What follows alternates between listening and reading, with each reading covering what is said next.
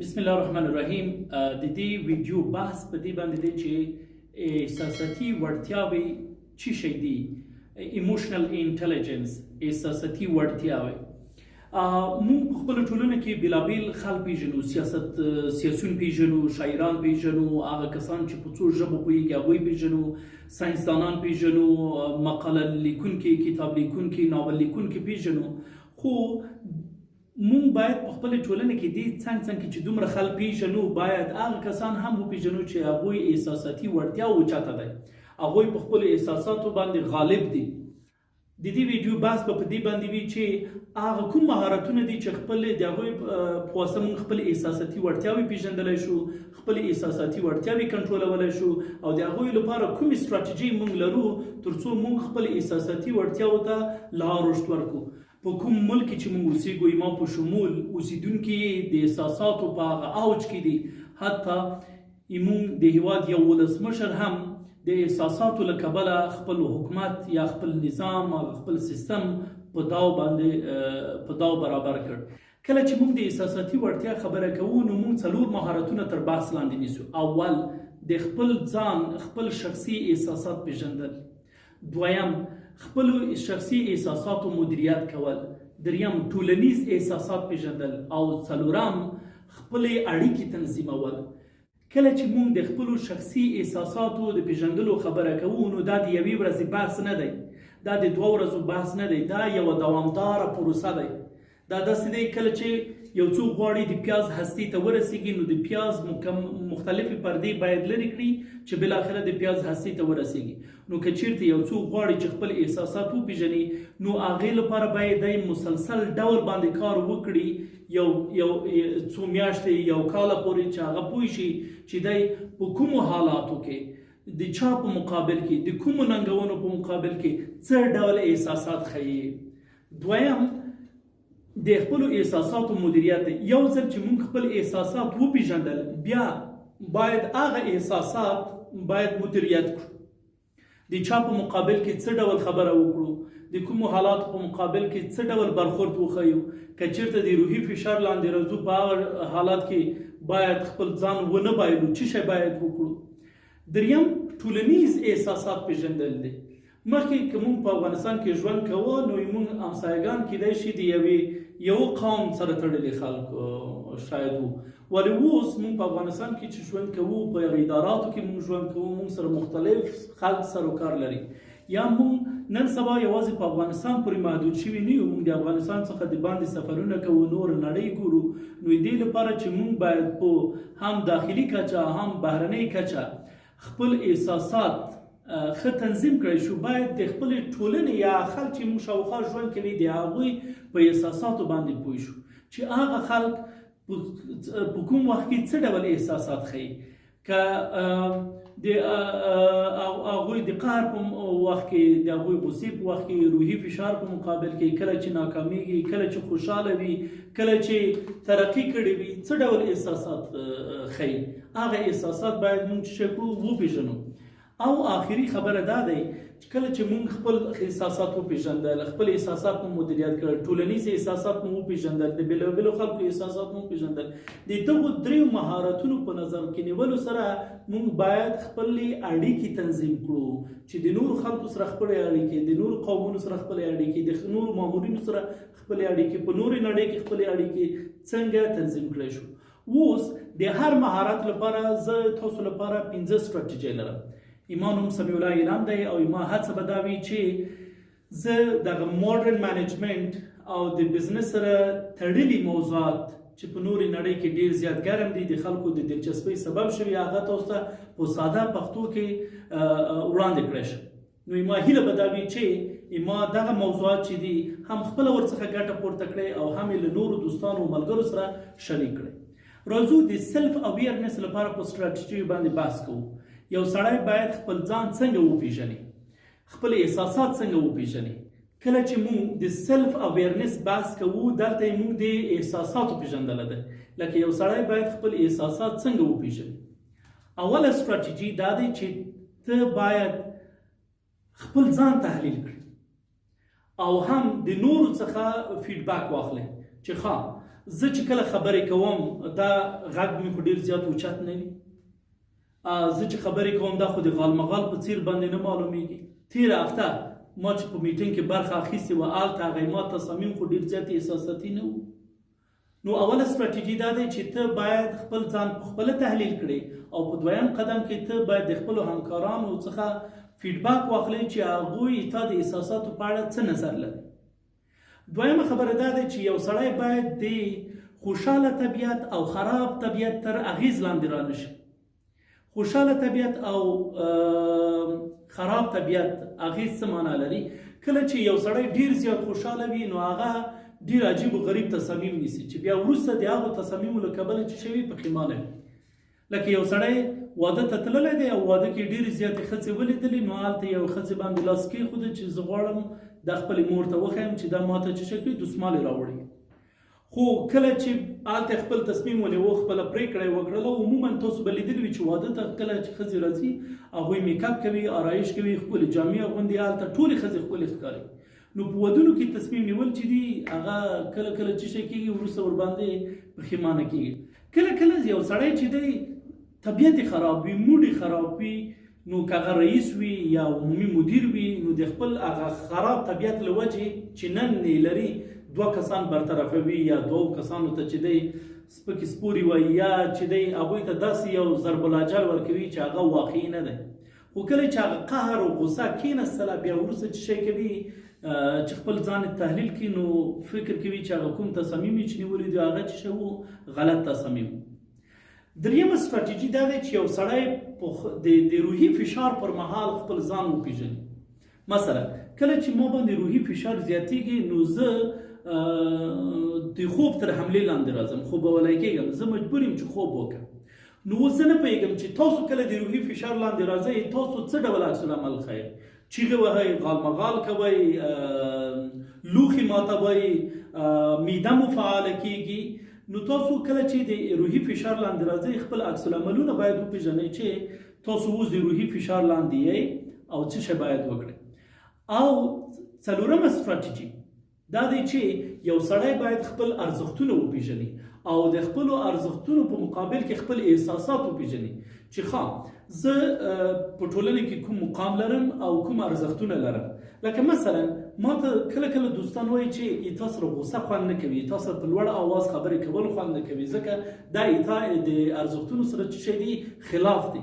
نو کله کله چې زه غوسه کېږم یا چې د غږ مې پورته کېږي نو د خپلو دوستانو دا خبرې ما ذهن ته راځي چې دا ما سره نه ښایي ځکه غوسه، قهر او په لوړ آواز خبرې کول ما د ارزښتونو مغایر کار دی. نو زه اتومات خپل احساسات چې کوم کنټرولوم. او پنځمه ستراتیژي د دغه بحث لپاره دا دی چې سړی په روزمره ډول باندې هفتهوار ډول باندې په 2 هفتو کې خپل د 2 تیرو هفتو احساسات هغه لیست کړي چې ما په تیر هفته کې د کوم خلکو په مقابل کې څه ډول احساسات ښودلی دي، د کومو عکس العملونو په مقابل کې مې کوم ډول عکس العملونه یا احساسات ښودلی دي. دا به له موږ سره مرسته وکړي چې په راتلونکو 2 هفتو کې هغه منفي کارونه یا هغه منفي احساسات چې موږ څخه ښودل شوي دي هغه ترمیم کړی شو. بیا چې په دریم ژورنال کې موږ ګورو نو حتما به یو څه شی راغلی وي، بهبود راغلی وي. دا شو د اول مهارت لپاره 15 ستراتیژیانې. اوس راځو د خپلو احساساتو د مدیریت لپاره په 15 ستراتیژیانو باندې بحث کوو. د خپلو احساساتو د مدیریت په برخه کې لومړی ستراتیژي دا دی چې کله تاسو باندې احساسات غالب شول نو تاسو تر 10 پورې شمیرل یا ګڼل پیل کړئ. تاسو به ځینې کسان لیدلي وي کله چې هغوی میټینګونو یا جلسو ته راځي هغوی له ځان سره یو پیاله راوړي یا پیاله یې لاس کې نیولې وي چې یا د چای پیاله وي یا د کافي وي یا چې د اوبو بوتل وي ورسره. نو که تاسو فکر کوئ چې یاره که ما باندې احساسات په میټینګ کې غالبېږي او زه سترګې پټوم 1 2 3 4 5 6 پورې حساب کوم نو کیدای شي ما د میټینګ یا همکاران چې کوم په میټینګ کې ناست هغوی پوه شي چې ولا زه بیرته هغه احساسات مې چې دي اوج ته رسېدلي اوس د هغې کمولو هڅه کوم. نو څنګه وکړو چې یو قسم سیاسي ډول باندې خپل احساسات کنټرول کړو؟ نو کله چې د چای پیاله در سره وي په میټینګ کې یا په نورو حالاتو کې نو کله چې تا باندې خپل احساسات غالب شول نو چای غړپ هم کوه او د غړپ سره ته باید خپل هغه حساب هم شروع کړي 1 2 3 4 5 نو مخکې له دې نه چې ته لاسو ته ورسېږې تا هغه احساسات به چې شوي وي هغه به راټیټ شوي وي. دویمه ستراتیژي په دې برخه کې دا دی چې موږ د خوب سره تړلې حفظ الصحه مراعات کړو. خوب سره تړلې حفظ الصحه څه معنا لري؟ په دې برخه کې بیا 4 فرعي ستراتیژیانې لرو. یو دا دی چې په روزمره ډول باندې موږ د 20 دقیقو یا د 1 ساعت لپاره قدم وهو او لمر واخلو.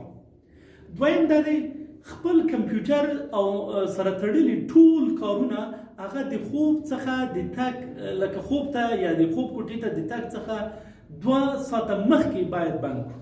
که مثلا یو سړی په کمپیوټر کې کار کوي او دی پوهېږي چې زه په عمومي ډول باندې 10 بجې خوب ته ځم نو دی باید 8 بجې خپل کمپیوټر ټول شیان وتړي. که دی 8 بجې خوب ته ځي نو باید 6 بجې کمپیوټر سره تړلي ټول کارونه بند کړي. دریمه ستراتیژي د خوب سره د حفظ الصحې سره په تړاو هغه د ټولو هغو محصولاتو بندول دي چې هغه کافین لري، بالخصوص په شپې کې. لکه شپې مهال چې دی سړی باید کافي ونه چکي، تور چای ونه چکي. څلورمه ستراتیژي د خوب سره تړلې حفظ الصحې په برخه کې دا دی چې موږ باید خپل تختخواب یوازې او یوازې د خوب لپاره استعمال کړو. هلته د موبایل څخه ډډه وکړو، هلته د کمپیوټر څخه ډډه وکړو، هلته د خوراک څخه ډډه وکړو، هلته د مطالعې څخه ډډه وکړو. کله چې تاسو دا شیان له ځان سره وړئ نو تاسو هلته مصروفه کیږئ. کله چې تاسو هلته مصروفه شولئ نو تاسو خوب تاسو څخه تښتي. کله چې تاسو خوب کم شو نو په سهار یا په بله ورځ باندې به تاسو احساسات چې وي هغه یو څه د کنټرول څخه وتلي وي. په نوي نسل کې دغه مشکل زیات دی ځکه دوی په هغه اندازه چې باید خوب واخلي یا خوب وکړي هغه اندازه باندې خوب دوی نه کوي. نو دلته چې خوب ور باندې کم شو هلته دوی هغه احساساتي ناراحتیانې چې شولې پورته لاړې. اوس راځو په دریمه ستراتیژي باندې بحث کوو. دریمه ستراتیژي دا دی چې موږ په هفتهوار ډول باندې خپل احساسات لیست کړو چې په دغه هفته کې ما کوم احساسات ښودلي دي او د هر احساساتو په مقابل کې باید منطق ولیکو چې ته غوسه شوی وي ولې غوسه شوی وي، که ته ډېر خوشحاله شوی وي ولې ډېر زیات خوشحاله شوی وي، که تا چیغې وهلې دي ولې دې چیغې وهلې دي. کله چې تا دغه احساسات لیست کړه او د هغې په مقابل کې د منطق ولیکه، هغه دلیل دې ولیکه، نو ته بیا کولی شې چې د هغوی لپاره حل لارې ولټوې چې بیا په بلې هفتې کې ته هغه کنټرول کړی شي. څلورمه ستراتیژي د خپلو احساساتو د مدیریت په برخه کې د کافي اندازه اکسیجن اخیستل دی. کله چې اکسیجن د انسان دماغ ته رسیږي دماغ اکسیجن لومړی حیاتي وظایفو ته پمپ کوي او په دویمه برخه کې اکسیجن هغه بیا پیچیده وظایفو ته پمپ کوي. حیاتي وظیفې دا دي چې یو سړی سترګې خلاصې کړی شي، هوا واخیستلی شي، خوله خلاصه کړی شي، دې ته چې کوي اکسیجن پمپ کېږي د دماغ نه. یعنې دا په لومړیتوب کې د دماغ لپاره چې د یو سړي سترګې په روزمره ډول باندې خلاصوي، هغه هوا واخیستلی شي، د هغه لاسونه کار وکړی شي یا حرکت وکړی شي. په دویم قدم کې بیا اکسیجن چې دی پیچیده وظایفو خواته چې شی کېږي پمپ کېږي. پیچیده وظایف چې شی دي؟ پیچیده وظایف تفکر کول دی، فکر کول دی، طبیعت جوړول دی. تاسو به لیدلی وي خپل ماحول کې چې کله د یو سړي طبیعت خراب وي بیا نور انډیوالان دوستان ورته ته وایي قدم وهه بیرون وګرځه طبیعت به دې جوړ شي. دغه د طبیعت خرابوالي لپاره یو دلیل دا دی چې دلته هغه کافي اندازه اکسیجن نه دی رسېدلی. نو چې کافي اندازه اکسیجن نه دی رسېدلی نو د طبیعت هم چې شی شوی دی هغه دی خراب دی. اوس تاسو به په غریبو ټولنو کې وګورئ چې خلک غالمغال کوي، چیغې وهي، لکه هغه چې دی خپل طبیعت هم خرابوي، د نورو طبیعت هم خرابوي، ورځ چې دی په دفتر کې په خرابه تېرېږي، کور کې د نورو طبیعت خراب کړی وي. یو دلیل هم کیدای شي د اکسیجن پاک اکسیجن کمبود وي. لکه اوس تاسو به په چین کې لیدلی وي چې خلک د خرابې هوا له وجې دوی ځان سره سلنډرونه شاته تړلي دي. سلنډرونه دي چې په هغې کې پاک تصفیه شوی اکسیجن دی او د هغې څخه دوی تنفس کوي. نو تر هغه پورې چې په دغو ټولنو کې لکه په طبیعت کې عمومي ډول باندې اکسیجن یا د پاکې لکه د آزادې هوا څخه پاک اکسیجن اخیستل کمبود وي، په دغو ټولنو کې به د طبیعت خرابوالی چې شوي عام وي. پنځمه ستراتیژي د خپلو احساساتو د مدیریت په برخه کې دا دی چې موږ باید خپل هغه منټل ریچارج لپاره په خپل تقسیم اوقات کې ځینې فعالیتونه ولرو. کله چې موږ موبایل چارج کموي موږ یې بیرته برق سره وصلوو. کله چې موږ کمپیوټر چارج ختمیږي موږ موبایل سره برق سره وصلوو چې هغه ریچارج بیرته هغه برق پوره شي. کله چې موږ وږي کېږو ډوډۍ اخلو. خو همداسې د دماغو لپاره هم باید کار وکړو چې موږ خپل دماغ څنګه فعال وساتلی شو. موږ کولی شو چې ځینې داسې فعالیتونه په روزمره ژوند کې اضافه کړو چې هغه یې دې سبب شي چې هغه یې موږ د احساساتو مدیریت پیاوړی کړی شي. لکه مثلا تمرین کول دي، یوګا کول دي، قدم وهل دي، منډې کول دي. ځینې ساده فعالیتونه دي لکه سړی چې خوب کې نه راجګېږي باید یو څه لاسونه پورته کړي، یو څه حرکت باید وکړي. په خپل دفتر کې باید د قدم وهلو لپاره د فعالیت فضا رامنځته شي. لکه یو سړی خپل موبایل ځانه لرې کېږدي، کله چې زنګ ورته راځي دی خپل میز نه جګېږي، تر هغه پورې قدم اخلي، بیرته راځي. نو دلته د موبایل او د کاري میز ترمنځ څه شوله؟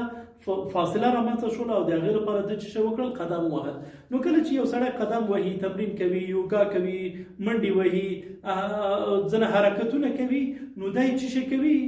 دی خپل ځان په کنټرول کې احساسوي.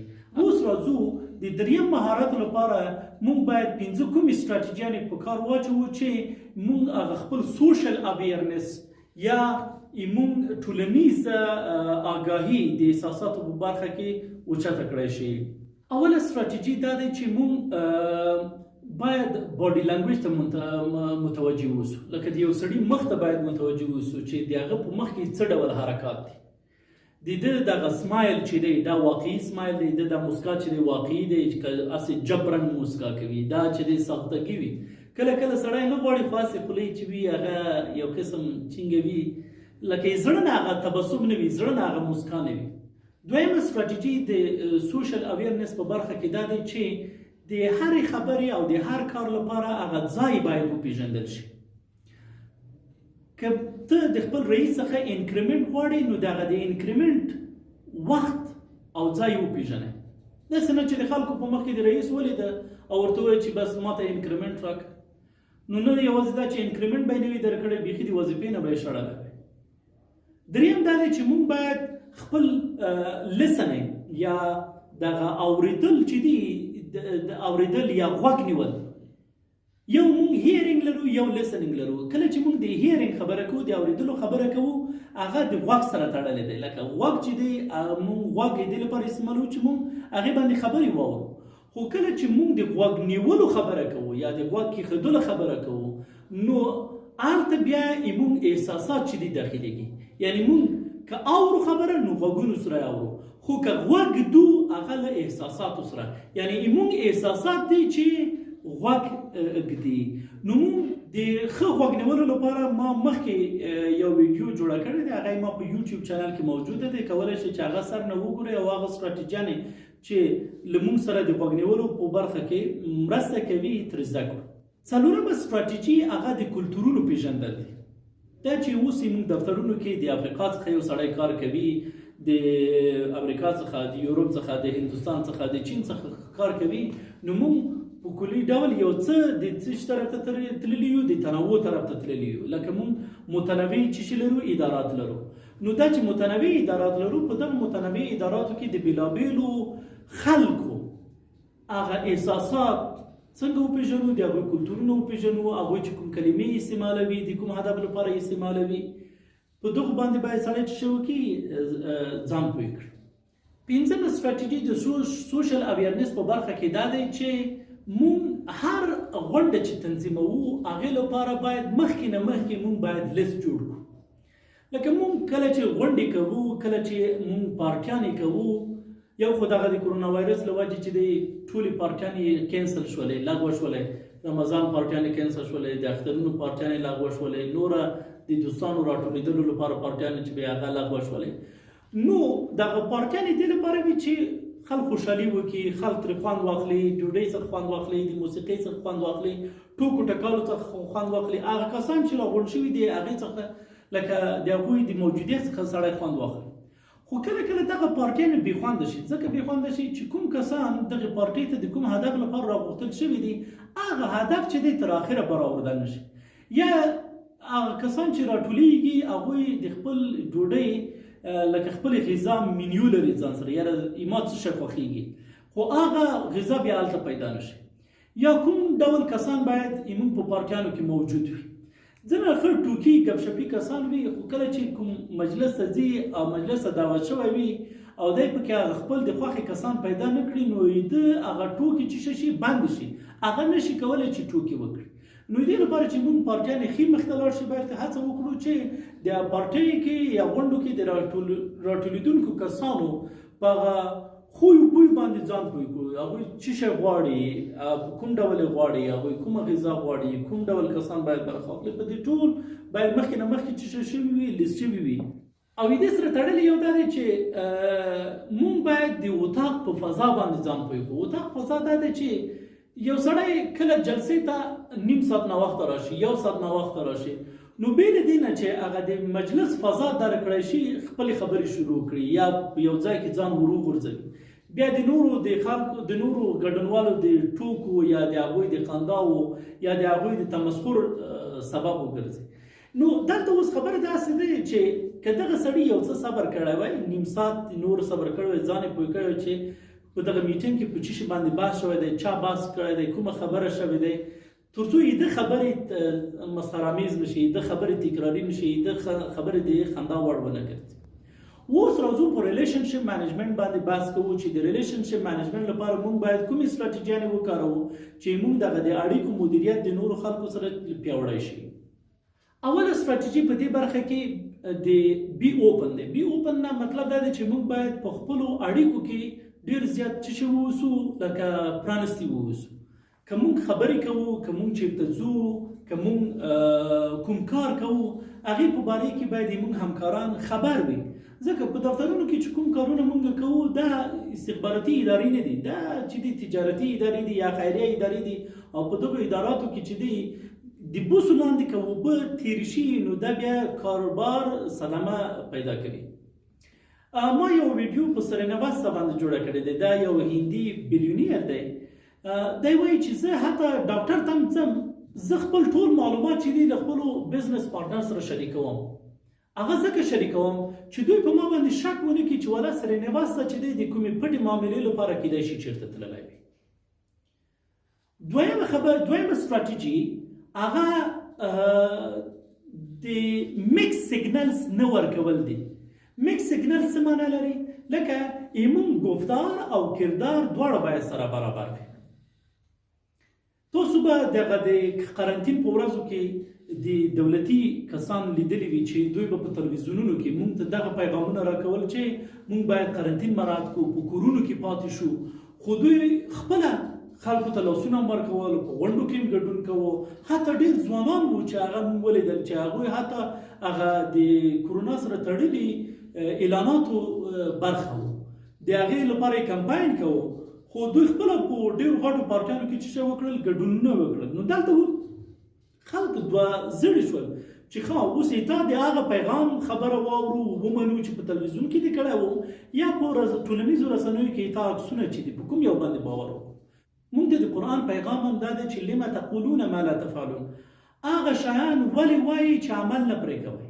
د اړیکو د مدیریت په برخه کې دریمه ستراتیژي هغه د باور فضا رامنځته کول دي، باور زیاتول دي. باور یوازینی شی دی چې په ډېر استعمال سره هغه کمیږي نه، هغه لا اضافه کېږي، لا زیاتېږي. نو موږ غوندې ټولنو کې دلته باورونو سخت سر خوړلی دی، لکه یوازینی که څه ناڅه کورني باورونه پاتې وي د ښځې او مېړه ترمنځ یا د پلار او زوی ترمنځ، نور خو هغه بیرون چې راوځي نو باور چې دی په هیڅ چا هم نشي کولی.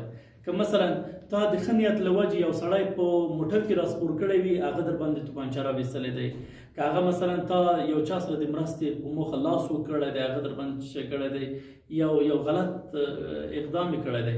وایي هغه یو دوه کسانو پخوا زمانې کې هغوی روان وو، نو یو پیاده و بل په آس باندې و. نو د آس والا چې تر یو ځای پورې تللی وه، پیاده ته ویل ته اوس راوخېږه آس باندې کېنه، زه به پیاده لاړ شم ځکه ته ستړی شول. نو پیاده چې کله آس وخته هغه آس وتښتوه. نو بیا شاته کس ورپسې چیغه وکړله، وایي دا خبره چا سره شریکه نه کړې چې ما یې تا سره د خیر کار وکړ، ځکه بیا به په آینده کې خلک څه شي د خیر لاس به چاته نه ورکوي او چا سره به کومک و مرسته نه کوي. څلورمه ستراتیژي د اړیکو د مدیریت په برخه کې د خپلو د تصامیمو تشریح دی. لکه یو سړی یوازې دا نه چې یو مشر تصمیم نیسي، دا تصمیم یې ولې ونیو. د تصمیمونو باید تشریح شي. د څومره چې موږ تصامیم تشریح کوو، د دې یو ښه والی دا دی چې دغه کوم سبارډینیټس یا لاس لاندې کسان دي هغوی ته دا تجربه کېږي چې ښه دغه سړي په دغه حالاتو کې دغه تصمیم ونیول، زه هم باید په آینده کې که داسې ډول شرایطو سره مخامخ کېږم باید څه ډول تصمیم ونیسم. او پنځمه ستراتیژي فکسډ سټیټمنټ ورکول دي. فکسډ سټیټمنټ څه معنا لري؟ فکسډ سټیټمنټ دا دی کله چې تاسو له ستونزو یا مشکلاتو سره مخامخ کېږئ، د هغې لپاره باید د حل لارې ولرئ. فکسډ سټیټمنټ هغه جملات یا هغه کړنلارې ولرئ چې هغوی ترمیم رامنځته کوي. هغه چې کوشیر چې موږ وایو چې کوشیر یې کړه، لکه هغه ستونزه باید چې شي هغه باید حل شي، د هغې لپاره باید حل لارې ولرو. تیره هفته و که 2 هفتې مخکې ما نه موبایل غلو ویوړ، نو زه چې کله د خپل سیم کارت د اخیستلو لپاره کمپنۍ ته لاړم، نو هغوی ماته ویل موږ تاسو سره هیڅ کومک نشو کولی، هیڅ کومک، ځکه تاسو سره وایي اصلي تذکره نشته دی، تاسو سره کاپي موجوده دی. نو مو ویل حداقل یوه حل لاره خو به وي چې تاسو فعلا ما هغه سیم کارت بلاک کړئ که نور څه شی نشئ کولی. نو هغه کس ویل اوس زه دا کار کولی شم. نو ما ویل ګورئ دا خبره ښه نه وه چې تا ماته وویل چې زه تا سره هېڅ مرسته نشم کولی. یو کار دې خو کولی شو چې تا ویلي وي چې تر هغه پورې چې ته تذکره راوړې زه کولی شم چې تا سیم کارت بلاک کړم.